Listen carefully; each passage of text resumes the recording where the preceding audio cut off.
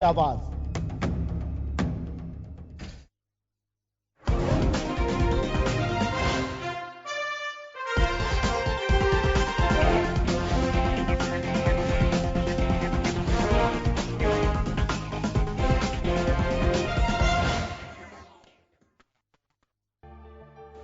भाजपा भले ही प्रदेश में चुनाव हार गई हो, लेकिन विपक्ष के तौर पर पार्टी अपनी आक्रामकता बनाए हुए है। कांग्रेस सरकार बनने के साथ ही भाजपा ने उसे घेरना शुरू कर दिया था। हाल ही में पानी के मुद्दे पर भी प्रदर्शन किया और अब विधानसभा के बजट सत्र में सरकार को घेरने की रणनीति पर काम हो रहा है। भाजपा केवल प्रदर्शन तक ही सीमित नहीं है, संगठनात्मक स्तर पर भी काम किए जा रहे हैं। रविवार को यहाँ कार्य समिति की बैठक हुई, वहीं आज विधायक दल की बैठक आयोजित की गई। इसके अलावा 6 जुलाई से भाजपा सदस्यता अभियान भी चलाएगी।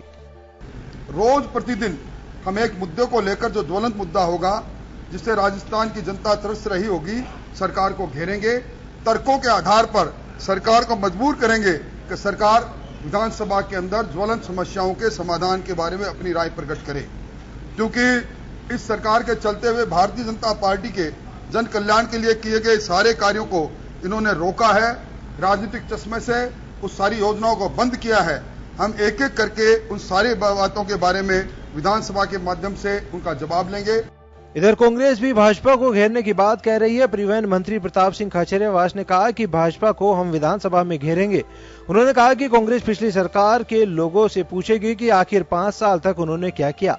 खाचरियावास ने कहा कि भाजपा के लोग केवल झूठे प्रदर्शन करते हैं। आंदोलन तो करते नहीं, बीजेपी के लोग बातें ज्यादा करते हैं। पूरी गर्मी निकाल दी, गर्मी में एसी से बाहर ही नहीं निकले। तो एसी से बाहर आकर मैं भी तो धूप में घूमता था, जो विपक्ष में था, रोज आंदोलन करता था। बीजेपी वाले क्यों नहीं करते? यदि उनके पास मुद्दे हैं तो आंदोलन करो। अब एक दिन आंदोलन करके फिर घुस गए, गर्मी से डर गए। आपको विधानसभा में घेरना आना, मुद्दे लेकर के खुद नहीं गिर जाए, मेरा चैलेंज है। बीजेपी ने 5 वर्षों में जो उल्टे काम किए ना, उनका जवाब देना पड़ेगा विधानसभा में भी। प्रदेश में कांग्रेस की नई सरकार बनने के बाद से ही दोनों पार्टियों में खींचतान जारी है। अभी तक यह खींचतान विधानसभा के बाहर दिख रही थी, लेकिन अब विधानसभा के अंदर एक दूसरे को घेरने की तैयारी की जा रही है। अब देखना यह होगा कि किन मुद्दों पर भाजपा सरकार को घेरती है और कैसे कांग्रेस के सिपहसालार उनको जवाब देते हैं। ब्यूरो रिपोर्ट, जन टीवी न्यूज। स्वागत है आपका, मैं हूं योगेंद्र। आप देख रहे हैं खास खबर। खास खबर में हम बात करेंगे राजस्थान में इसी महीने विधानसभा का बजट सत्र शुरू होगा, लेकिन उससे पहले ही बीजेपी काफी आक्रामक है। हम आपको बता दें कि यहां नवंबर में सरकार बदली है। नवंबर में जो मतदान हुआ, दिसंबर में सरकार नई गठन हुई, वह कांग्रेस की हुई। वोटिंग परसेंटेज के लिहाज से बहुत ज्यादा अंतर नहीं है, लेकिन बीजेपी को यह लगता है कि हमें एक बड़ा आंदोलन खड़ा करके सरकार को बैकफुट पर लाना चाहिए। और दूसरी तरफ कांग्रेस ये कह रही है कि बीजेपी महज एक नौटंकी कर रही है और काम में बाधा डालने की पूरी कोशिश कर रही है, अभी तक हार पचा नहीं पा रही है। चलो हम इसी मुद्दे को लेकर के चर्चा करेंगे कि आखिर आक्रामकता के मायने क्या हैं बीजेपी के। हमारे साथ इस मुद्दे पर चर्चा करने के लिए दीक्षा खंडेलवाल भाजपा नेत्री हैं, हमारे सहयोगी योगेंद्र पंचोली जो इस पूरे मुद्दे पर नजर बनाए हुए हैं, श्याम सुंदर शर्मा जी वरिष्ठ पत्रकार हमारे साथ में जुड़ रहे हैं। मैं योगेंद्र आपके पास आना चाहूंगा एक बार और जानना चाहूंगा कि वजह क्या है। कुछ बताया जा रहा है कि कार्य समिति में भी यही बताया गया था कि शून्य से आंदोलन के शिखर तक हम जनता के प्रति प्रतिपक्ष की जो भूमिका है उसके लिए काम करेंगे राजस्थान में। साथ ही विधानसभा में भी विधायक दल की बैठक, मुझे लगता है कितने लंबे वक्त के बाद मैंने देखा नहीं है कि ज्यादा टाइम पीरियड और उससे पहले बैठक। अक्सर यह होता है कि 1 दिन या 2 दिन पहले बैठक विधायक दल की बुलाई जाती है, दोनों ही तरफ से, हाँ पक्ष और नापक्ष दोनों तरफ से। लेकिन ये तो 15 दिन पहले बैठक बुलाई दी गई है और उसमें कहा यह गया है कि हम सरकार को आईना दिखाएंगे और बच करके निकलने नहीं देंगे। इससे क्या मायने हैं? किस तरह का आईना दिखाना चाहती है भाजपा? देखिए, लोकसभा चुनाव का परिणाम और किस तरह से बीजेपी को जो बढ़त मिली है, बीजेपी और कार्यकर्ता से लेकर जो बड़े पदाधिकारी हैं सब ही बड़े जोश में हैं। लेकिन बड़ी बात इसमें 2 चीजें हैं। कार्य समिति की जो बैठक कल हुई थी उसमें सीधा मैसेज दिया गया कि कार्यकर्ताओं को फिर से टटोलने की जरूरत है और जो नए कार्यकर्ता हैं उन्हें जोड़ने की, यानी फिर अब केवल बीजेपी का जो फोकस है अब जो निकाय चुनाव और पंचायत राज चुनाव है उनकी तरफ है। वहीं दूसरी तरफ दूसरा जो फोकस है वो राज्य सरकार को घेरना हो, चाहे पानी का मुद्दा हो या कानून व्यवस्था जो प्रदेश में पिछले दिनों जो घटनाएं सामने आई उनको लेकर सरकार को घेरने की एक रणनीति बनाई गई है। आज क्योंकि अब 27 तारीख को बजट सत्र शुरू होने वाला है, तो 10 दिन पहले ही, खुद राजेंद्र राठौड़ ने बात कही है कि 10 दिन पहले से हमने एक ऐसी रणनीति तैयार की है जो कि हमारे जो नए विधायक है जो पहली बार चुनकर आए हैं उन्हें प्रशिक्षित यहां पर आज किया गया। करीब 3 घंटे पूरी बैठक चली थी और उस बैठक में बताया गया कि किस तरह से अलग अलग प्रस्तावों के माध्यम से पूरी राज्य सरकार को घेरना है।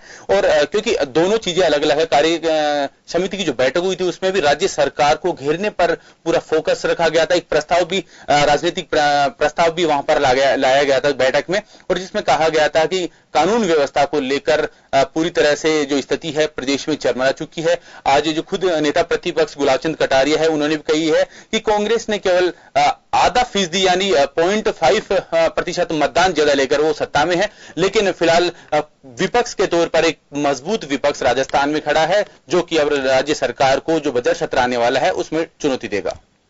चलिए दीक्षा जी आपके पास आना चाहूंगा। ये दूसरा सत्र है, साल भर भी सरकार के गठन को नहीं हुई है, लेकिन भाजपा पूरी तरह से आक्रामक दिखाई दे रही है। प्रदेश कार्य समिति की बैठक में सदस्यता अभियान के अलावा सरकार को हर मोर्चे पर घेरने का ऐलान पहले ही कर दिया गया है। 10 दिन पहले विधायक दल की बैठक बुला करके मंसूबे साफ कर दिए गए हैं कि सरकार के लिए सब कुछ सहज नहीं होगा। तो इसके पीछे वजह क्या है? क्योंकि बहुत जल्दी में है सरकार को घेरने की बीजेपी में। नहीं योगेंद्र जी, बात ये नहीं है कि सरकार को घेरने की, बात यह है कि भारतीय जनता पार्टी को जनता ने एक सशक्त विपक्ष के रूप में चुना। अब अगर विपक्ष मजबूती से काम नहीं करेगा तो सरकार को ये आईना कौन दिखाएगा कि सरकार विफल हो रही है। क्योंकि राजस्थान में आए दिन आप क्राइम्स ले लीजिए, आप वाटर प्रॉब्लम्स ले लीजिए, महिला की सुरक्षा ले लीजिए, युवाओं के साथ जो छलावा हुआ, किसानों के साथ, हर एक तबके को कांग्रेस ने सिर्फ लूटा और छलावा दिखाया। इसके अलावा कांग्रेस ने शायद ही कोई काम किया होगा। कांग्रेस की सरकार के मुख्यमंत्री अशोक गहलोत जी, जब अलवर वाला जो रेप केस हुआ था, गैंग रेप, आप ही देखिए 26 तारीख के मुद्दे को आप चुनाव के बाद अगर एक्सपोज करें तो राजनीतिक मंच आपकी नजर आती है। तो ये सरकार सिर्फ राजनीति करना चाहती है। मेरा छोटा सा सवाल है इस पे जी, इसमें एक्यूज सारे पकड़े गए, जैसे आप लोग भी चाहते थे वैसे पैकेज, सरकारी नौकरी, जो कुछ हो सकता था सब कुछ हुआ। फास्ट ट्रैक में मामला चला गया, केस अफसर स्कीम के जरिए सारी चीजें हो गई। अब ये मुद्दा कब तक मुद्दा रहेगा? ये कब तक मुद्दा? क्योंकि ये घटना से सरकार इनकार नहीं कर रही, और ये घटना ऐसा भी नहीं है कोई, अगर आज बीजेपी की सरकार केंद्र में हो, ये कोई नहीं कह सकता है कि आज से बिल्कुल देश रेप फ्री हो गया, आज के बाद को बलात्कार नहीं होगा, ऐसा कोई दे सकता है? जी मैं वही आपको बोल रही हूँ, इट इज तो मुद्दा मतलब इससे राजनीतिक रंग क्यों दिया जाए? वो सरकार जो ऐसे मुद्दों पर, ऐसे संवेदनशील मुद्दों पर भी सिर्फ और सिर्फ राजनीतिक रोटियां सेकती है। और ये जो भी फैसले हुए, क्रिमिनल्स को पकड़ा गया, फास्ट ट्रैक में सुनवाई हुई और उस पीड़िता को सरकारी नौकरी दी गई, ये सब एक सशक्त विपक्ष होने की बूते दी गई। अगर हम नहीं विपक्ष मजबूती से रखते अपनी बात को, तो शायद ये सरकार, सोई हुई सरकार, जिस तरीके से शुरुआत से सोई हुई सरकार है, ये अंत तक सोई हुई सरकार रहती। दूसरी बात, भारतीय जनता पार्टी का जो संगठन है वो अपने आप में एक मजबूत परिवार है। यहाँ पर भारतीय जनता पार्टी का संगठन ही परिवार है और कांग्रेस में एक छोटा सा सवाल है। देखिए, मैं इसमें कोई डाउट नहीं है कि निश्चित रूप से बीजेपी अपने एक रचनात्मक विपक्ष की भूमिका निभाएगी और निभानी चाहिए, बहुत अच्छी बात है। मैं इस बात के लिए मीडिया की तरफ से आपको एप्रिशिएट भी करूंगा। लेकिन थानागाजी की घटना का जिक्र इतना कर चुके आप लोग, मिलने के लिए आपके पूर्व मुख्यमंत्री की प्रदेश अध्यक्ष, संगठन महामंत्री कि प्रदेश का कोई ऐसा बड़ा दिग्गज नेता कोई जाकर के नहीं देखा अभी तक वहां पे। आपको मालूम होना चाहिए इस बात का।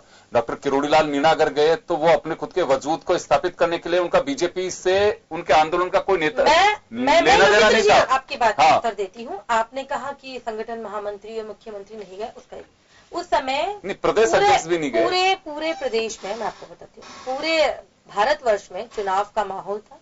यहाँ के जो शीर्ष नेतृत्व थे वो बाहर और राज्यों में चुनाव में व्यस्त थे।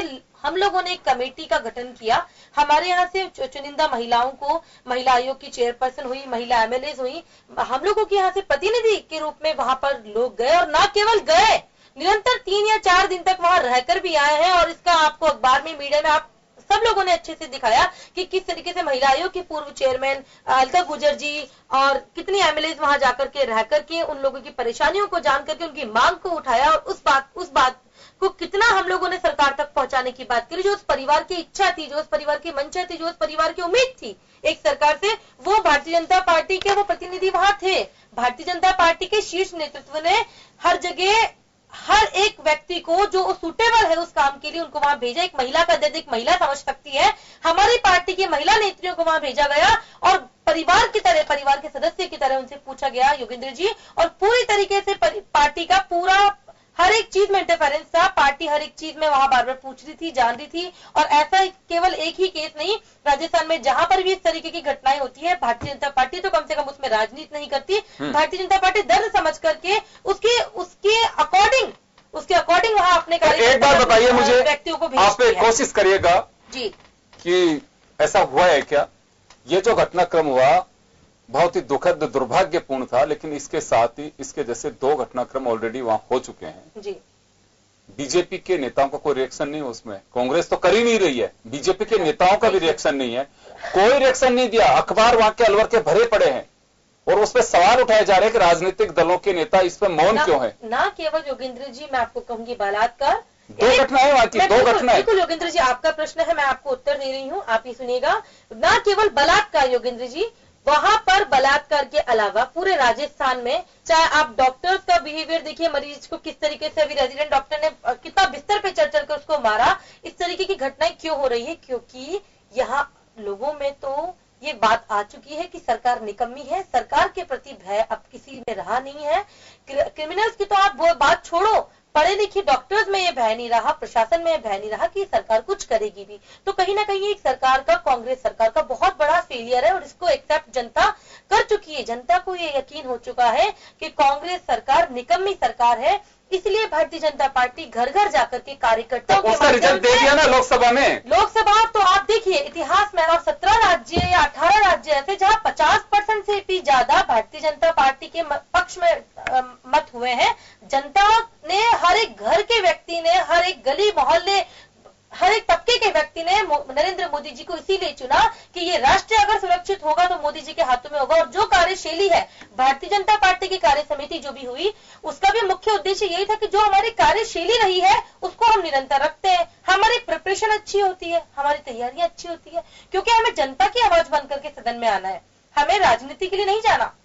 जनता के लोकल रीजनल मुद्दे, पर बाड़मेर का क्या प्रॉब्लम आ रही है, जैसलमेर की क्या प्रॉब्लम आ रही है, कोटा की क्या प्रॉब्लम आ रही है, फलाना जगह की क्या प्रॉब्लम आ रही है, इस तरीके की एमएलए से पूछा गया और इस तरीके की परेशानियों को, इस तरीके के मुद्दे को, सरकार से क्या मांग उठानी है, सरकार से क्या उम्मीदें हैं, जनता को किस तरीके से काम होगा, ये पूरी कार्यशैली इस तरीके के एक सिनेरियो बना करके, इस तरीके के एक फॉर्मेट बना करके सदन में बात पूछी करनी, लेकिन जनता ने चुन करके भेजा है हमारे एमएलए को। दीक्षा जी, वैसे तो खैर हम डाइवर्ट होंगे, लेकिन आपने कहा कि एमएलए को तरजीह दी जा रही है, एमएलए से पूछा जा रहा है, लेकिन हालात ये हैं कि आपके तो एमएलए को ये पता नहीं होता कि मेरे एरिया में आज मटकी फोड़ी जा रही है, पार्षद मेरे ही वार्ड के, मेरे ही कॉन्स्टिट्यूएंसी के फोड़ रहे हैं, पता नहीं लग पाता है। इसके बारे में डिटेल आपको योगेंद्र पंचोली मेरे साथ बैठे हुए हैं।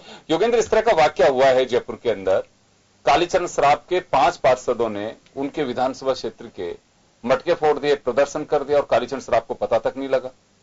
देखिए, ये घटना सबके सामने की है। जो मालवीय नगर क्षेत्र में जो पार्षद हैं, जो कि बीजेपी के निष्कासित पार्षद हैं अनिल शर्मा, इसके अलावा बीजेपी के जो पार्षद है अशोक गर्ग, और इसके अलावा जो पूर्व पार्षद हैं बीजेपी की सविता मारोडिया और रोशन सैनी, इसके अलावा वहां के स्थानीय जो कुछ कार्यकर्ता थे उनके नेतृत्व में यहाँ पर ज्योतिनगर में जो पीएचडी का ऑफिस है वहां प्रदर्शन किया गया। यहाँ तक कि बैनर में कोई स्थानीय विधायक हैं उनका जिक्र तक नहीं किया गया और न ही उन्हें कोई जानकारी दी गई। हालांकि इसमें ये जरूर है कि जो अशोक गर्ग हैं उनसे और जो अनिल शर्मा है, हालांकि वो बीजेपी से निष्कासित हो चुके हैं, उनसे कुछ टकरार पिछले कई महीनों से जो स्थानीय विधायक हैं उनकी चल रही है। लेकिन एक अंतरकलह माना जा सकता है, बीजेपी कितना भी संगठित होने की बात करें, इस तरह की जो घटनाएं हैं उनकी जो आपसी पोल है, आपसी जो सामंजस्य की बात कही जाती है वो खुलकर सामने आ रही है। ऐसी जो घटनाएं आज, चलिए मैं लेकिन मुद्दे पर लेकर के आना चाहूंगा मैं योगेंद्र आपको।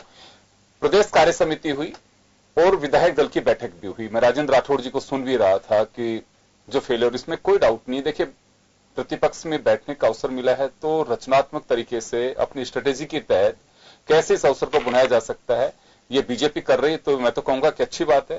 प्रतिपक्ष में रहने की जिम्मेदारी कांग्रेस को भी मिली थी। कांग्रेस अगर उस रूप में नहीं बुना पाई तो ये कांग्रेस का फेलियर था। अवसर मिलता है उसे बुनाया जाना चाहिए। सत्ता में रहते हैं, प्रतिपक्ष में भी रहते हैं, प्रतिपक्ष में भी आपको एक बड़ी जिम्मेदारी मिलती है कि आप जनता की आवाज बन सकें। लेकिन ये पूरा जो वाकया है 2 दिन का, जिसमें आप ये भी कह रहे हैं अपने जो जानकारी दी है उसमें कि जीरो से हम सरकार को घेरने की कोशिश करेंगे पूरे शिखर तक। तो ऐसा क्या है कि सामने आने वाले दिनों में स्थानीय निकाय पंचायत राज के चुनाव में वह बड़ी वजह है कि जनता की प्रॉब्लम है, उसे बीजेपी बहुत अच्छे से समझ पा रही है और वो एक वजह है? देखिए, अलग अलग रणनीति है बीजेपी की। एक अभियान जो कि अब अगले महीने से शुरू होने वाला है, सदस्यता अभियान, उसके माध्यम से जो चुनाव है, क्योंकि चुनाव सर पे हैं और जो स्थानीय निकायों के और पंचायती राज के चुनाव हैं, नवंबर दिसंबर में चुनाव होने हैं, उससे पहले रणनीति है। लेकिन साथ के साथ ही सरकार पर दबाव किस तरह से बनाया जाए, दोनों रणनीतियों के साथ बीजेपी आगे बढ़ रही है। और जो कल की जो बैठक थी, बैठक में मुख्य रूप से यही निर्देश दिए गए थे, चाहे पूर्व मुख्यमंत्री वसुंधरा राजे हो या प्रदेश अध्यक्ष हो या फिर जो प्रदेश प्रभारी अविनाश राय खन्ना है, उनका कहना हो, यहां पर सरकार को एक किस तरह से जो मीटिंग चल रही थी तोतुगा भवन में, उसमें यहां तक कहा गया कि किस तरह से सरकार को फेलियर साबित करना है। इस रणनीति के आधार पर बीजेपी अब काम करेगी। और क्योंकि जो टारगेट दूसरी तरफ चुनाव को देखते हुए रखा गया था कि जो सदस्य बनाने हैं, 80 लाख सदस्य पहले बन चुके हैं, 20 लाख सदस्य बनाने का जो टारगेट दिया गया है उस पर काम होंगे। और 13,035 के आसपास जो ग्राम पंचायत से लेकर सांसद तक के जो उनके जनप्रतिनिधि हैं बीजेपी के, उन सबको सदस्यता अभियान में जोड़ने के लिए एक टास्क दी जाएगी, ताकि जो लोग हैं, और खासकर जो बीजेपी इस चीज को भी लेके आगे बढ़ रही है कि लाभार्थी जो कि राज्य सरकार के रहे हैं बीजेपी में, उन लोगों ने बीजेपी को फेवर किया है लोकसभा चुनाव में। तो ऐसे में धीरे धीरे वोट बैंक को अपनी ओर करने के साथ ही राज्य सरकार को किस तरह से घेरे, और सरकार की जो कुछ ऐसी नीतियां हैं जिनमें सरकार कुछ असफल रही है जैसे कि बीजेपी मानती है, तो ऐसी योजनाओं के साथ बीजेपी की पहली जो कार्य समिति रही और आज विधायक दल की जो बैठक थी, मूल रूप से देखा जाए तो सरकार को घेरने और सरकार के सामने चुनौती खड़ी करने की तैयारी बीजेपी ने कर दी है। जी दीक्षा जी, रचनात्मक विपक्ष की भूमिका आप लोग निभाएंगे, बहुत अच्छी बात है, होना भी चाहिए आप लोगों को अगर ये जिम्मेदारी मिली है तो। लेकिन यहाँ एक छोटा सा मेरा सवाल होगा, स्थानीय निकाय और पंचायती राज चुनाव बड़ा टारगेट है कि जनता की प्रॉब्लम को सॉर्ट आउट कराने के लिए या फिर जनता की आवाज बन करके वो वॉइस सरकार के कानों तक पहुंचाना, कवायद दो हैं जी। तो टारगेट कौन सा है आप लोगों का? कहा तो ये जा रहा है कि नहीं, ये बिल्कुल राजनीतिक कोई स्वार्थ के लिए नहीं, लेकिन दिखाई तो ये भी दे रहा है कि पूरी तरह से टारगेट जिस तरह से दिया जा रहा है उसका तो सीधा लक्ष्य है कि आने वाले दिनों में जो भी चुनाव होगा हम उसे फ्री नहीं छोड़ें। देखिए योगेंद्र जी, जिस तरीके से राहुल गांधी की पूर्व की पीढ़ियां और राहुल गांधी जी ने एक राजनीतिक बयान हमेशा जारी करते हैं गरीबी मिटाने का, तो वो हुआ राजनीतिक बयान जिसमें गरीबी को कहीं तक गरीबों को कोई फायदा नहीं हो रहा। आपका प्रश्न है कि हम लोग जनता की आवाज बनना चाहते हैं या निकाय निगम के चुनाव हमारा फोकस है? दो बातें होती है योगेंद्र जी। भारतीय जनता पार्टी का मुख्य उद्देश्य अंतिम पंक्ति तक व्यक्ति को लाभ पहुंचाना और संसद से लेकर के निगम निकाय तक भारतीय जनता पार्टी का परचम लहराना। जब भारतीय जनता पार्टी पावर में होगी, जब भारतीय जनता पार्टी काम करने के जगह बैठेगी, तो भारतीय जनता पार्टी लोगों की, जनता की हर एक उम्मीद पे खरा उतरने के लिए भरसक प्रयत्न करती आ रही है और करेगी। तो दोनों चीजें इसमें आप अगर ऐसे लेते हैं तो दोनों चीजों को आप ऐसे जोड़ के देखिए कि निगम निकाय जीतना भी जरूरी है और जनता का काम तभी होगा जब निगम निकाय से संसद तक भारतीय जनता पार्टी। संसद में चुनाव हुए, संसद के चुनाव में आपने देखा लोकसभा चुनाव में किस तरीके से प्रचंड बहुमत के साथ भारतीय जनता पार्टी ने सरकार बनाई। अब अगर हम निगम और निकाय के चुनाव की बात करते हैं तो भारतीय जनता पार्टी का मुख्य उद्देश्य जनता की हर एक उम्मीद पर खरा उतरना और जनता की हर एक चीज की, हर एक परेशानी को का निवारण करना है। तो उसके लिए कांग्रेस जिस तरीके से फेलियर आज साबित हो रही है, जिस तरीके से कांग्रेस गवर्नमेंट ढंग से काम नहीं कर पा रही है, भारतीय जनता पार्टी का हर एक प्रतिनिधि विधानसभा में उनकी आवाज बन करके गूंजेगा, उनकी आवाज बुलंद करने का काम करेगा। जनता ने हमें उसके लिए चुना है। चलिए, मैं श्याम सुंदर शर्मा साहब हमारे साथ में जुड़ गए हैं। श्याम जी, बीजेपी की आक्रामकता, उसके कुछ मायने हो सकते हैं। पहले प्रदेश कार्य समिति में अपना एजेंडा बिल्कुल साफ किया और उसके बाद विधायक दल की बैठक 10 दिन पहले ही बुला ली जाती है कि सरकार को घेरा जाएगा। क्या इसके मायने क्या हो सकते हैं?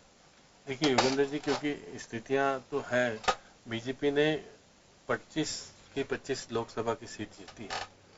अब नवंबर में 46 शहरी निकाय के चुनाव हो गए, उसके बाद मार्च तक जिला परिषदों के चुनाव और पंचायतों के चुनाव होने। क्योंकि बीजेपी के सामने बहुत बड़ी चुनौती है कि आपने 25 की 25 जीत लिया आज, तो आने वाले समय में जब नवंबर में चुनाव होंगे, क्या आप उसके मुकाबले में खड़े हो या नहीं हो। इसलिए अपनी स्थिति को एक बहुत बड़ी चुनौती बीजेपी के सामने, इसलिए उन्होंने कार्य समिति की बैठक भी की है और कार्य समिति की बैठक के बाद आज विधानसभा में नापक्ष लोगों में इनकी विधायक दल की बैठक भी हुई। उसमें ये बात भी सही है कि 11 विधायक नहीं आए, उनको नोटिस जारी करने की बात भी कही गई है और संगठन महामंत्री बैठे हैं साथ में। उनका जो नए विधायकों को उनको सिखाना है कि प्रश्न कैसे लगते हैं और किस प्रकार से पर्चियां लगती है, किस प्रकार से मुद्दों को उठाया जाता है। उनको कुछ हद तक भी दिखाया है, डिवीजन कैसे मांगा जाता है, सारी चीजों को उनको आज पहला प्रशिक्षण के तौर पर उनको दिया गया है, क्योंकि पहली बार विधायक चुन के आने वाले विधायक काफी है। अब क्योंकि 10 दिन बाद, अब आज क्वेश्चन लगेगा तो 10 दिन बाद वो प्रक्रिया में आकर के विधानसभा के उसमें लग जाएगा, इसलिए 10 दिन पहले बैठक बुला करके जनहित के मुद्दे उन्होंने कहा है कि हम कानून व्यवस्था, पानी, बिजली और जिस प्रकार से महिलाओं पर अत्याचार जो कुछ हुआ और किसानों का कर्जा माफी के मामले को लेकर के और रोजाना कोई न कोई ज्वलंत मुद्दे को लेकर के पर्ची लगे या कोई इस तरह से बने और विधानसभा में सरकार को घेरने का काम करने की कोशिश, क्योंकि प्रतिपक्ष जिस प्रकार से करता है वो क्योंकि प्रतिपक्ष हमारा यहाँ पर सशक्त रूप से भी है और 11 विधायकों को नहीं आने का मतलब भी है कि उन विधायकों को नोटिस जारी करके कहा गया भाई आप इससे ज्यादा जरूरी काम नहीं हो सकता, क्योंकि विधानसभा में प्रतिपक्ष अगर विधायक दल की बैठक बुला रहा हो प्रतिपक्ष का नेता और विधायक आए नहीं आपके बिना कारण बताए अगर कहीं चले जाते हैं, तो एक गंभीर विषय भी है कि बीजेपी के विधायक कितने चिंतित हैं मुद्दों को लेकर के, किस प्रकार की बातें, ये भी आज सामने देखने को मिला। क्योंकि संगठन मंत्री खुद बैठे हुए थे आज। संगठन मंत्री के नाते है कि आपका केंद्र ने किस प्रकार की रीति नीति आपको दी है, उसकी अनुपालना के अनुरूप आप अगर खड़े रहेंगे आने वाला चुनाव, क्योंकि नवंबर बहुत दूर नहीं है, अगर आप 44 शहरी निकाय जिसमें जयपुर नगर निगम भी शामिल है, अगर आप अपना प्रभावी ढंग से प्रदर्शन नहीं कर पाओगे तो इसमें पीछे हो जाओगे। तो आपने देखिए मोदी के नाम पर आपने 25 सीटें जीती है, उसमें दो राय नहीं है, बिल्कुल कोई किसी का उसमें योगदान नहीं है।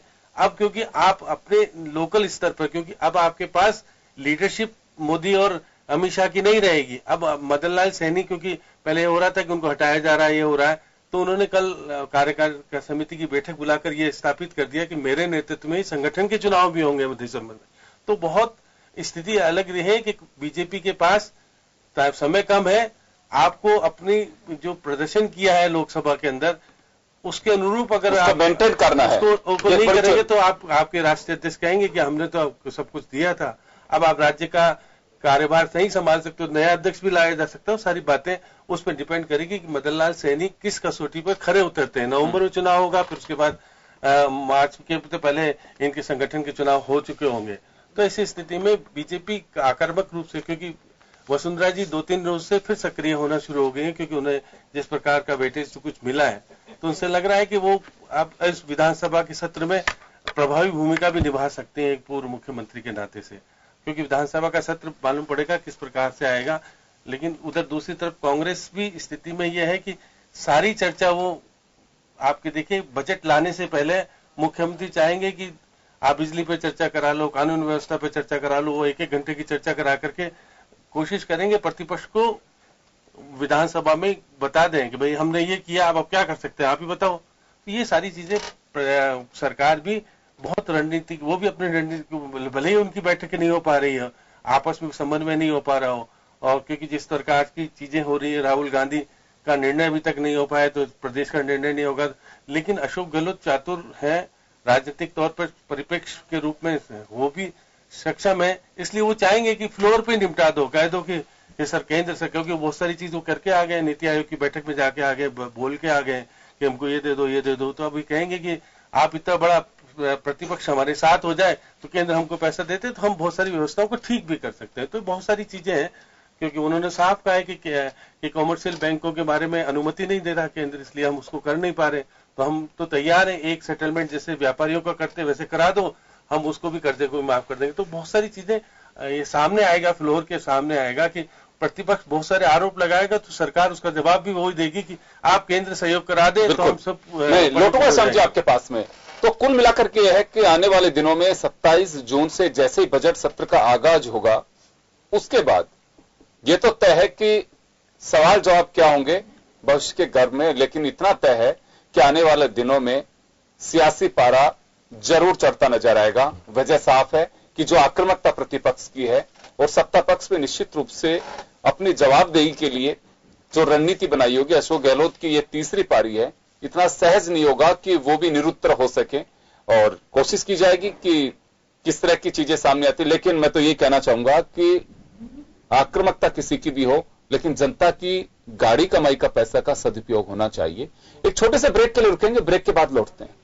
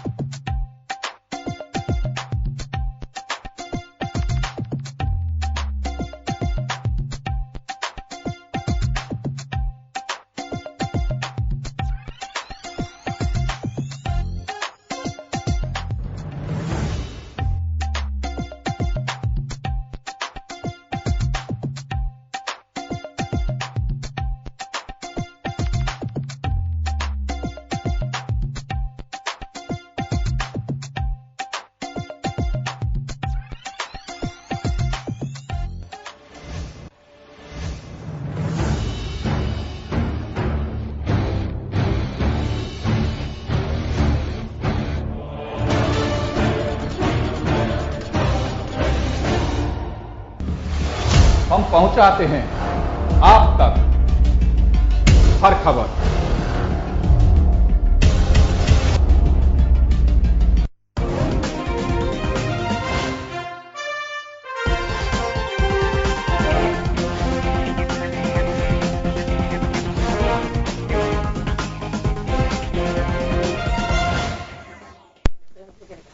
ब्रेक के बाद एक बार फिर आपका स्वागत है। आप देख रहे हैं खास खबर। बात कर रहे हैं हम राजस्थान में भाजपा की आक्रामकता।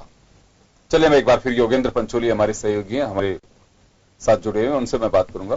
योगेंद्र, श्याम जी जो बात कर रहे हैं, इनका साफ कहना है कि आक्रामकता तो लानी पड़ेगी बीजेपी को, और वजह साफ है कि 25 लोकसभा सीट हाल ही में जीते हैं। विधानसभा में भाजपा सत्ता से बाहर हुई, 90 सीट का नुकसान हुआ है। अगर लोकसभा चुनाव की तरह परिणाम पंचायती राज और स्थानीय निकाय में नहीं मिल पाते हैं, जो कि नवंबर से मार्च तक का बड़ा ही एक क्रूशियल टाइम होगा, एक चैलेंजिंग टाइम होगा बीजेपी के लिए, अगर वहां परिणाम ऐसे नहीं आते हैं तो निश्चित रूप से प्रदेश के नेतृत्व, लीडरशिप पे एक सवाल खड़ा होगा कि लोकसभा चुनाव में केवल अमित शाह की रणनीति और मोदी के चेहरे पर चुनाव जीता गया था, प्रदेश का कोई योगदान नहीं है इसमें। और अगर वास्तव में अपने आप को स्थापित कर पाते हैं तो एक मैसेज जाएगा कि कांग्रेस से लोग 1 साल के अंदर ही उकता गए हैं और कांग्रेस का ये धरातली आधार जो है यहाँ पे वो खत्म होता जा रहा है। एक मैसेज, दोनों ही बातें हैं बीजेपी के सामने।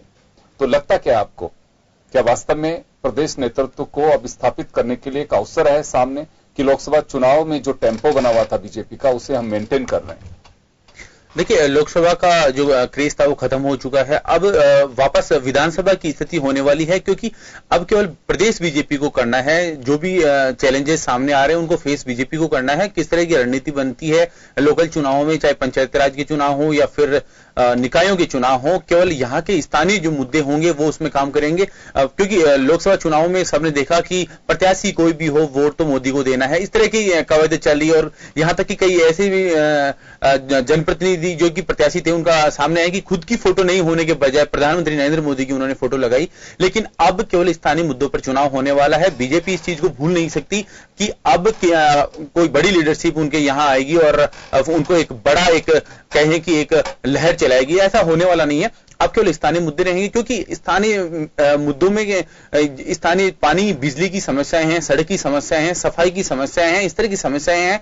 और क्योंकि यहाँ जो एक संगठन बनता है वो ग्रामीण स्तर से लेकर जो ग्राम पंचायत है वहां से लेकर, क्योंकि धीरे धीरे जो सरपंच होते हैं कहीं ना कहीं इनका जो मैंडेट होता है और उनका एक आधार जो पार्टी का बनता है, धीरे धीरे ग्रास रूट से कार्यकर्ताओं का बनता है धीरे धीरे। लेकिन अब ये स्थिति साफ है कि अब ज्यादा समय बीजेपी के पास भी बचा नहीं है, क्योंकि इतनी बड़ी अगर जीत मिलती है उसके बाद अगर कुछ भी चीज खोई जाती है तो एक बड़ा दुख होता है। और राजनीति में जिस तरह से केवल खोना कोई चाहता नहीं है, लेकिन अब सरकार को भी घेरना है। और यहां ऐसा भी नहीं माना जा सकता है कि प्रदेश में सरकार कांग्रेस की है और सरकार इस पूरे मामले को इतना हल्के में ले, ऐसा हो भी नहीं सकता। तो देखिए, इसमें कोई संदेह नहीं है कि बीजेपी और कांग्रेस दोनों के लिए बड़ी चुनौती है। चुनौती हाउस से ही शुरू हो जाएगी और यहीं से पता लग जाएगा कि बीजेपी कितनी आक्रामकता के साथ में। दो बातें होती हैं, या तो आरोप जैसे लगेगा बीजेपी पे कि अपना फ्रस्ट्रेशन निकालने के लिए बेवजह सदन में हंगामा बरपाया जा रहा है, और वास्तव में जनता से जुड़े सवाल अगर निकल के आएंगे तो सरकार की जवाबदेही बनेगी। सरकार की बाध्यता है कि जो सदस्य पूछेंगे सवाल उनके जवाब दिए जाने चाहिए। प्लेटफॉर्म खुला है, बीजेपी के पास सामने वक्त है, और जिस तरह की रणनीति बनाई जा रही है मुझे लगता है कि एक रचनात्मक, सजग और सशक्त विपक्ष की भूमिका में बीजेपी उस ओर आगे बढ़ रही है, अगर ऐसा होता है तो।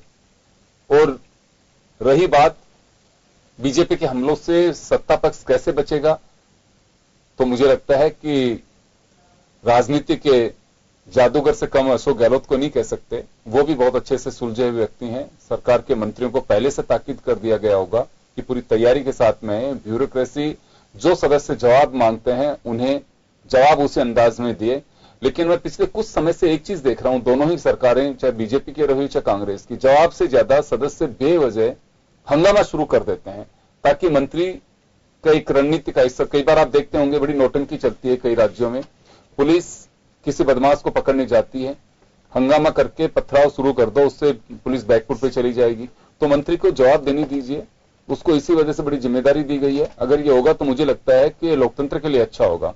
बीजेपी कोशिश करनी चाहिए कि ज्यादा से ज्यादा जनता के जुड़े मुद्दों को उठाया जाए। व्यक्तिगत या निहित जो स्वार्थ है उनको छोड़ना चाहिए। अगर ऐसा होगा तो निश्चित रूप से सरकार के प्रति एक जनता की जो जवाबदेही का एक कहें कि एक परंपरा है वो उसको देने के लिए बाध्य होना पड़ेगा।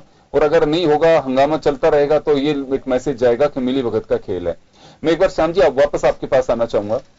प्रताप सिंह खाचरियावास को मैं सुन रहा था, जब उनसे पूछा गया कि विधायक दल की बैठक हुई है और रणनीति बनाई गई है कि सत्ता पक्ष को घेरा जाएगा, तो उनका साफ कहना था कि सिर्फ नौटंकी करते हैं, गर्मी में निकलते नहीं है, बारिश हो गई तो बाहर निकल करके आ गए, धूप तेज लगेगी तो वापस बीजेपी वाले चले जाएंगे।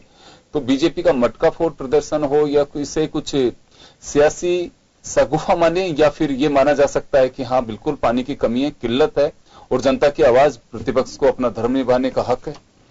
देखिए योगेंद्र जी, मैं कह रहा हूँ प्रताप सिंह खाचरियावास अब भी वो सोच रहे हैं कि मैं वही शहर का जिला अध्यक्ष हूँ कांग्रेस का, और उसी तरीके वो कहते हैं कि मैंने बड़ा पसीना बहा है, उस तरह से काम करिए। देखिएगा कि वो कैबिनेट मंत्री हैं, उस नाते से प्रतिपक्ष को जिस प्रकार का शब्दों का उपयोग कर रहे हैं वो कांग्रेस के लिए अच्छा नहीं है। आपको सहजता से कैबिनेट मंत्री के नाते से आपको जो भाषा का उपयोग कर रहे हो वो प्रतिपक्ष के लिए ठीक नहीं कहा जा सकता, क्योंकि आप सत्ता पक्ष में हो और सत्ता पक्ष में होने के नाते आपकी जिम्मेदारी बड़ी है। और कैबिनेट मिनिस्टर होने के नाते आप इस तरह की बातें करते हैं। अब आप पार्टी स्तर पे नहीं बोल रहे, पार्टी के मंच पे नहीं बोल रहे, आप सरकार की हैसियत से बोल रहे हो। इसलिए आपको मैं तो प्रताप सिंह खाचरियावास जी को एक ही सलाह देना चाहता हूं कि आप कैबिनेट मंत्री होने के नाते अब अपनी मर्यादाओं को कायम रखिएगा, अपनी नीतियों को कायम रखिएगा, जिससे प्रतिपक्ष आपके ऊपर हावी नहीं हो सके। आप क्योंकि मर्यादित होकर तो बोलिए। अब बहुत सारी चीजें हैं कि मुख्यमंत्री के नाते से, क्योंकि यहाँ पर दो दलों का, यहाँ पर क्या है कि सत्ता पक्ष में भी दो हिस्सों में बटा हुआ है मंत्रिमंडल, कोई कुछ बोलता है, कोई कुछ बोलता है, तो इसलिए मुख्यमंत्री परेशान है। उनके पर्यटन मंत्री क्या बोलते हैं, उनके आपके देखेगा कि सहकारिता मंत्री क्या बोलते हैं, या और आपके खाद्य आपूर्ति मंत्री जो वो क्या बोलते हैं। तो ये सारी चीजें चार कैबिनेट मंत्री भी यदि कहते हैं कि हमारे आदेशों की अनुपालना नहीं हो रही है, प्रशासनिक व्यवस्था है हमको पूछती नहीं है, तो ये सारी व्यवस्थाओं को लेकर मुख्यमंत्री को निश्चित रूप से गंभीरता दिखानी पड़ेगी। क्योंकि दावत क्यों है कि मुख्यमंत्री अभी गंभीर नहीं है?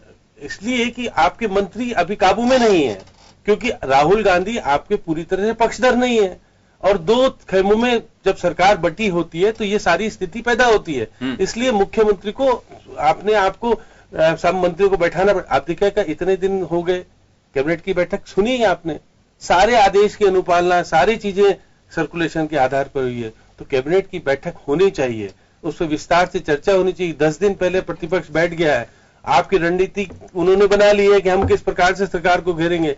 अगर आपकी तैयारी उस मुकाबले की नहीं हुई तो निश्चित रूप से विधानसभा में, क्योंकि प्रतिपक्ष में बहुत सारे अच्छे विधायक हैं जो कि कई बार विधायक रहे हुए हैं, मंत्री रहे हुए हैं, तो उनको जानकारी है। आप बजरी के मामले में घेरेंगे, महिला सुरक्षा के मामले में घेरेंगे, कानून व्यवस्था बिगड़ी हुई है सारी जगह देखिएगा, मदन जगत गुजर डकैत किस प्रकार के वार्ताएं किए हुए, बहुत सारी चीजें ऐसी है कि जिसलिए सरकार को बहुत गंभीरता से, बहुत संजीदगी से, क्योंकि आपके पास प्रतिपक्ष भी मजबूत है और विधानसभा अध्यक्ष भी मजबूत है अब तो इस स्थिति में आप बहुत सारी चीजें कर पाओगे, लेकिन आपको निश्चित रूप से मुख्यमंत्री जी को गंभीर होकर के, क्योंकि विधानसभा का सत्र जल्दी बुलाने का मकसद भी उनके पीछे यही था कि वो मजबूत हो और अपनी कार्यशैली को प्रदर्शित कर सके, राहुल गांधी को दिखा सके कि मैं आपकी नीतियों को लागू कर रहा हूं। क्योंकि आपने देखा कि उद्योग विभाग में पोर्टल लागू कर दिया कि 3 साल तक कोई अनुमति लेनी नहीं पड़ेगी, एक चीज लागू कर दी। मैं बताऊं न्याय जो योजना थी, वो हो सकता हो कि विधानसभा के बजट में घोषणा कर दे मुख्यमंत्री। तो मुख्यमंत्री बड़े अलग तरह से हैं कि वो राहुल गांधी को किसी भी तरह कब्जे में लेकर के कुछ भी कर सकते हैं। तो इसलिए ये खेल बड़ा, तो आपको लग रहा है राहुल गांधी कब्जे में नहीं आए हैं? देखिए राहुल गांधी खुद ही कह रहे हैं कि मैं तो इस्तीफा दिया बैठा हूं, मैं तो अभी कुछ करूंगा ही नहीं। अब क्योंकि लोकसभा आज से शुरू हो गई है, उनका भी 3-4 दिन बाद कांग्रेस का भी खेल मालूम पड़ जाएगा कि वहां प्रतिपक्ष का नेता के रूप में कौन प्रदर्शित करेगा, कांग्रेस दल का नेता कौन होगा। ये निर्णय भी होना है 2-3 दिन में, क्योंकि राज्यसभा में तो गुलाम नबी आजाद है और यहाँ पे कौन होगा अभी निर्णय हो जाएगा। तो ऐसी स्थिति में राहुल गांधी राष्ट्रीय अध्यक्ष रहेंगे नहीं रहेंगे ये भी निर्णय हो जाएगा। तो बहुत सारी चीजें मैं आऊंगा, श्याम जी आपके पास में आऊंगा। मैं एक बार दीक्षा जी के पास जाना चाहूंगा। दीक्षा जी, श्याम जी ने एक बड़ी सटीक बात कही है कि विधानसभा चुनाव में 90 सीट भाजपा ने गंवाई, लेकिन लोकसभा में बहुत ही अच्छे तरीके से 25 सीट पे कब्जा जमाया और अच्छे मार्जिन के साथ में जमाया। तो यानी कि जनता ने राज्य पर जो सरकार आपकी थी भाजपा को, उस नेतृत्व पर भरोसा नहीं करके केंद्र पे भरोसा किया, नरेंद्र मोदी पे भरोसा किया। और ये बात सत्य है कि मोदी हर सभा में यही बात कहते थे कि आप वोट डालिए कमल के फूल पर, वो सीधा मेरे पास आएगा। लोगों को अच्छा लग रहा था, उस समय दिल और दिमाग में चढ़ा था। लेकिन अब आने वाले दिनों में जो बीजेपी की आक्रामकता है, विधानसभा सत्र तो एक आड़ हो सकती है, लेकिन चुनौती सामने है नवंबर से मार्च तक का वक्त। पहले स्थानीय निकाय जिसमें 46 लोकल बॉडीज के इलेक्शन होंगे, जिसमें जयपुर, उदयपुर, कोटा, यहाँ के महापौर का चुनाव भी होगा। शायद अजमेर को छोड़कर के सब जगह का है, अजमेर को छोड़ के सब जगह का होगा। तो ये एक चुनौती है बीजेपी के सामने। देखिए, भारतीय जनता पार्टी तो चुनौतियों का सामना करके हमेशा, और जनता के विश्वास पे काम करके हमेशा सामने आकर के बढ़ चढ़कर के जनता के लिए खड़ी रहती है, इसमें कोई दो राय नहीं। दूसरी बात, आपने कहा कि लोकसभा चुनाव में मोदी मैजिक था या मोदी के चेहरे पर लोगों ने भाजपा को चुना, और राजस्थान में जब चुनाव हुए तो ऐसा कुछ नहीं हुआ, या जिन राज्यों में हमने लूज किया उनमें ऐसा कुछ नहीं हुआ। इसका मुख्य मैं आपको कारण बताती हूँ। कुछ स्टेट्स का अपना एक एजेंडा होता है, एक अपना सिनेरियो होता है जिसके अकॉर्डिंग गवर्नमेंट्स आती हैं जाती हैं। पिछली सरकार का अगर हम उठा के देखेंगे और कंपैरिजन करेंगे योगेंद्र जी, तो कांग्रेस तो एक विपक्ष के रूप में भी ढंग से प्रॉपर नहीं थी। भारतीय जनता पार्टी को तो लोगों ने सोचा कि एक प्रचंड विपक्ष के रूप में अंदर बिठाया सदन में, लेकिन कांग्रेस की तरह 30-37 विधायक नहीं, उसमें से भी कुछ आते नहीं थे। भारतीय जनता पार्टी आज भी कार्य समिति के माध्यम से और सब तैयारियों के माध्यम से सिर्फ यही चाहती है कि हर एक एरिया का रीजनल जो मुद्दे हैं, दीक्षा जी 180 का लक्ष्य था, आप 80 लेके नहीं आ पाए। आप ही देखिए 180 का लक्ष्य नहीं, ये बात आप श्याम जी इस तरीके से नहीं रखेंगे। श्याम जी ये बात नहीं, श्याम जी तो अमित शाह जी की बात रख रहे हैं, आपके बहुमत से सरकार बनाने जावड़ेकर जी का बयान था, बहुमत से सरकार बनी है और बहुमत 180 का लक्ष्य जोधपुर की कार्य समिति में लिया था। उन्होंने कहा था, आपने अमित शाह जी ने जोधपुर की कार्य समिति की बैठक हुई थी, सुना हो तो उन्होंने कहा था बहुमत की सरकार बनेगी। जोधपुर कार्य समिति की बैठक की याद चले वो मत आई थी, लेकिन श्याम जी गलत नहीं करे। मैं एक बात कहना चाहूंगा, राजनीतिक पार्टी का राष्ट्रीय प्रकाश जावड़ेकर जी का तो कुछ दिन पहले बयान था सब चुनाव के। एक राजनीतिक पार्टी के राष्ट्रीय अध्यक्ष को बहुत हद तक अपने टारगेट्स क्लियर करने हैं कार्यकर्ताओं के सामने, तो वो छोटे टारगेट लेकर के काम नहीं करते हैं। 180 उनका लक्ष्य था, कभी होता है ज्यादा भी कभी कम भी, ये राजनीति का लोकतंत्र का यही तो मजा है कि जनता फैसला करती है। दूसरी बात, अभी जब लोकसभा चुनाव में अमित शाह जी ने कहा कि हम बहुमत के साथ सरकार बनाएंगे, तो वही देखिए जनता के विश्वास से प्रचंड बहुमत के साथ हमने सरकार बनाई, तो ये तो कोई बात नहीं है। और यही बात अगर आप लेकर के देखते हैं तो कांग्रेस के राष्ट्रीय अध्यक्ष और प्रदेश अध्यक्ष सचिन पायलट और राहुल गांधी जी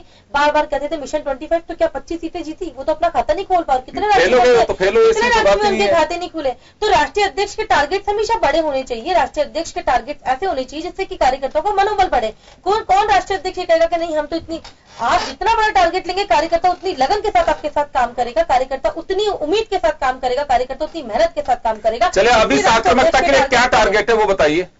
भारतीय जनता पार्टी हमेशा से प्लानिंग करती है, और प्लानिंग इसलिए करती क्योंकि भारतीय जनता पार्टी संघर्ष से बनी हुई पार्टी है, न कि परिवार से बनी हुई पार्टी है। जिस तरीके से भी प्रताप जी ने कहा कि धूप में बाहर नहीं निकलते, बरसात में बाहर नहीं निकलते, तो शायद प्रताप जी को ये नहीं पता होगा कि भारतीय जनता पार्टी ही एक ऐसी पार्टी है जो हर एक ना मौसम का वेट करती है, ना किसी चीज का, हर एक आवाज पे जनता की सीधे खड़े होकर खड़ी मिलती है। वो सिर्फ और सिर्फ भारतीय जनता पार्टी का कार्यकर्ता, विधायक, एमएलए, एमपी है। दूसरी बात, भारतीय जनता पार्टी एक सशक्त रणनीति अपनी बना रही है।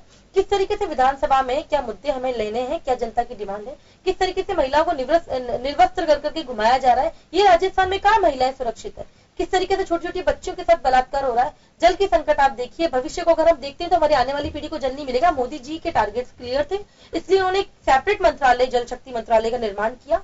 देश ने मोदी को चुना और मोदी जी ने देश की समस्याओं को, उनकी प्रॉब्लम्स को समझते हुए एक सेपरेट मंत्रालय, जल शक्ति मंत्रालय का गठन किया। उसके लिए गजेंद्र जी सिंह शेखावत जैसे राजस्थान के एक ऐसे एमपी को मौका दिया जो इन सब प्रॉब्लम्स को से रूबरू है, जानते हैं, क्योंकि राजस्थान सूखा प्रदेश है और इस तरीके की स्थिति उन्होंने फेस भी किया। यही मोदी जी के टारगेट है। और अगर हम बात करें राजस्थान की, तो राजस्थान में विपक्ष का अगर हमें काम मिला है तो हम उसे बखूबी निभाएंगे। जो प्रॉब्लम्स जनता की है वो हमें सदन में उठानी है, सिंपल सी बात है। और इसके लिए भारतीय जनता पार्टी की प्लानिंग ही होगी, क्योंकि भारतीय जनता पार्टी एक संगठन जो है वो बहुत मजबूत संगठन है। ऐसा नहीं है कि किसी एक के कहने पर, ये किसी एक के कहने पर होता है। यहाँ जनता की जरूरत के हिसाब से भारतीय जनता पार्टी हर काम करती है। भारतीय जनता पार्टी का मुख्य उद्देश्य अंतिम पंक्ति तक बैठे हुए व्यक्ति को लाभ पहुंचाना है।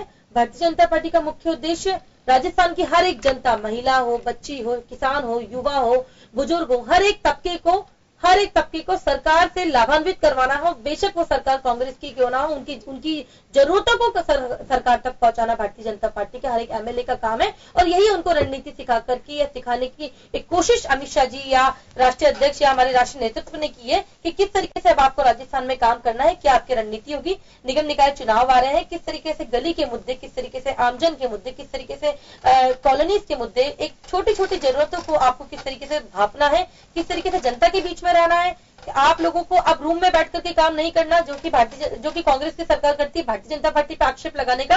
जबकि भारतीय जनता पार्टी तो ग्राउंड पे काम करती आई है। और भारतीय जनता पार्टी ने अल्पमत से बहुमत की सरकार ऐसी नहीं बनाई है, काम के बूते बनाई है, तब जाके जनता ने प्रचंड बहुमत के साथ भारतीय जनता पार्टी को चुना। और इसका मुख्य उद्देश्य सिर्फ यही है जी। लेकिन दीक्षा जी, मेरे मूल सवाल का आप जवाब दीजिए, उसका जवाब नहीं दे पा रहे हैं आप। तो श्याम जी ने एक सवाल खड़ा किया है कि प्रदेश नेतृत्व के सामने कोई चारा नहीं है इससे बचने के लिए, और रणनीति बनाई जानी चाहिए। मैं लेकिन अप्रिशिएट करूंगा इस बात को कि समय से पहले आप लोग इस ओर कवायद बढ़ा रहे हैं। प्रदेश कार्य समिति की जो आपकी बैठक हुई उसमें भी एजेंडा ये रहा कि आने वाले दिनों में लोकल बॉडी और पंचायत राज के जो चुनाव होंगे उसमें हम हमारी आक्रामकता के साथ में उस पर कब्जा कर सके। क्योंकि देखिए सवाल क्यों खड़ा होता है, हाल ही के अंदर लोकसभा चुनाव के अंदर बीजेपी ने कर्नाटक में बहुत अच्छा बहुमत हासिल किया है, लेकिन बड़ी रोचक बात देखिए कि वहां लोकल बॉडीज के चुनावों के अंदर बहुत ही हाल खराब हुआ है। चौथे हिस्से की सीटों पर कब्जा कर पाई है बीजेपी, जबकि कांग्रेस ने कब्जा किया ज्यादा। तो एक मैसेज जाता है कि ऐसा हो क्या रहा है। खैर देखिए, इसमें आप में कुछ नहीं कर सकते, आप अपनी योजनाओं को लेकर के जा सकते हो और जनता के बीच कोशिश कर सकते हो कि भरोसा आप हम पे करिए। ये जनता को तय करना है कि किसका भरोसा करती है, नहीं करती है। योगेंद्र जी, मैंने आपको पहले भी इस बात का उत्तर दिया और मैं फिर एक बात बताना चाहती हूँ। निकाय चुनाव और निगम के चुनाव इसलिए भी महत्वपूर्ण है क्योंकि जिस तरीके से जनता डिमांड करती है, जिस तरीके की जनता की मांग है, जो जनता की जरूरत है, इनका ध्यान रखने के लिए हमें संसद से निगम तक पहुंचना है। ये हमारा टारगेट है। जनता की हर एक मुद्दे को समझना, हर एक मुद्दे का निवारण अगर आप करना चाहते हो, क्योंकि विधानसभा में हम लूज करके बैठे हैं। हमें पता है विधानसभा में हम लोगों ने जनता के लिए हम सरकार में नहीं है, हम सरकार में नहीं है। इसका मुख्य कारण अब राष्ट्रीय नेतृत्व को समझ में आ रहा है कि कहीं ना कहीं आमजन की हर एक जरूरतों को पहुंचना। निगम निकाय चुनाव के लिए पहले से तैयारियां होगी तो बेहतर परिणाम होंगे। एक ब्रिलियंट स्टूडेंट जब होता है योगेंद्र जी, तो वो पहले से प्रिपरेशन तैयार करता है, 2 दिन या 3 दिन पहले एग्जाम की बुक्स नहीं उठाता। तो एक अच्छा जो स्टूडेंट होगा वो भी यही करेगा और एक बहुत अच्छी पार्टी जो कुछ कह रहे हैं कि आप लोग तैयारी करते हैं। जयपुर निगम का जो चुनाव हुआ था आपको भी पता है, हमको पता क्या एक वर्ष से रणनीति की बात नहीं थी, यहाँ बात थी हम लोगों की कुटाराघात हुआ आपस में रणनीति सही थी, इसलिए कुटाराघात हुआ। तो ये भारतीय जनता पार्टी ने अगर ये चीज देखी है, फेस किया है। आप जयपुर का चुनाव ले रहे हैं, निगम का बहुत बड़ा चुनाव था जिसमें हम लोगों ने अपने ही व्यक्ति के द्वारा, अपने ही बागी व्यक्ति के द्वारा हमने एक दुख भोगा है। इसलिए भारतीय जनता पार्टी के शीर्ष नेतृत्व ने कहा कि राजस्थान के सभी जो चुनाव होंगे आगामी, उसमें पूरी तरीके से आपको अपनी भारतीय जनता पार्टी का झंडा गाड़ना है, भारतीय जनता पार्टी के व्यक्तियों को जिताना है, भारतीय जनता पार्टी की सरकार बनानी है। ये हम लोगों का टारगेट है। वो भी यही कर रहे हैं, लेकिन चैलेंज आप लोगों के सामने। That's why I'm saying ना, it is all because of practice। या आपने जब अनुभव लिया किसी चीज का, आप किसी चीज के अनुभव के साथ ही तो किसी चीज को सीखते हैं। जयपुर का जो चुनाव था उसको लूज करने का भारतीय जनता पार्टी के भी हर व्यक्ति को दुख है, लेकिन वो उसका मुख्य कारण भी आपको पता है कि किस तरीके से चुनाव है, होच पोच स्थिति हो गई थी। लेकिन अब हमारे पास समय है। जब आपके पास समय होता है तो आप हर एक चीज को बेहतरी से कर सकते हो। और मैं फिर कहूंगी कि जिस तरीके से एक अच्छा योद्धा होगा तो वो 2 दिन पहले तैयारी नहीं करेगा। एक योद्धा होगा वो बहुत समय से बचपन से उसको सिखाया जाता है कि कैसे आपको रण में उतरना है। उसी तरीके से भारतीय जनता पार्टी बहुत तबके, बहुत मच के भारतीय जनता पार्टी ने आज प्रचंड बहुमत की और अपने आप को सदन में आजादी के बाद पहली ऐसी पार्टी होगी गैर कांग्रेसी जो निरंतर 10 साल तक रहेगी। ये जनता का विश्वास जो था, ये हमने अपने काम के बूते जीता और यही प्लानिंग है कि अब जो आगामी चुनाव है इसमें हमें बहुत हद तक अपने परफॉर्मेंस पे भी ध्यान देना है और बहुत हद तक हमें हर एक चीज को, हर एक मुद्दे को, हर एक गंभीरता से लेते हुए इस चीज का निवारण भी करना है। श्याम जी, मैं आपके पास आना चाहूंगा। चलिए बात विधायक दल की पे एक बार मैं लेना चाहूंगा आपसे। लंबा एक एक्सपीरियंस है आपका। पिछले कुछ समय से यह देखा जा रहा है कि मंत्री अगर फंसता है या पार्टी का कोई कार्यकर्ता नेता फंसता है, माफ करेगा विधायक वहां पे होते हैं, ये कोई फंसते हैं तो पूरे सदन के अंदर उसके पक्ष में हा होला शुरू हो जाता है। क्या वास्तव में सीपी जोशी के सामने एक बड़ी चुनौती होगी कि हाउस को जिस ट्रैक और ट्रेंड पे चल पड़ा है उसे वापस उसी मोड़ पे लेकर के जाए, जिसके लिए एक आदर्श विधानसभा के रूप में राजस्थान की विधानसभा को लोग देखने आते थे। देखिए, आपने पहले वाला सत्र देखा अभी सीपी जोशी ने जिस तरह से चलाया, प्रतिपक्ष ने शोर मचाने की कोशिश भी की तो उनको किस प्रकार से घेर करके रखा। इतने होने के बावजूद भी वो जिस प्रकार का कह रहे हैं कि प्रदर्शन करना चाहिए था, नहीं कर पाए। तो ये सारी चीजें योग्य तो है सीपी जोशी, इसमें कोई डाउट नहीं, लेकिन चुनौती उनके सामने ये भी रखेंगे कि प्रतिपक्ष को भी इग्नोर नहीं करेंगे।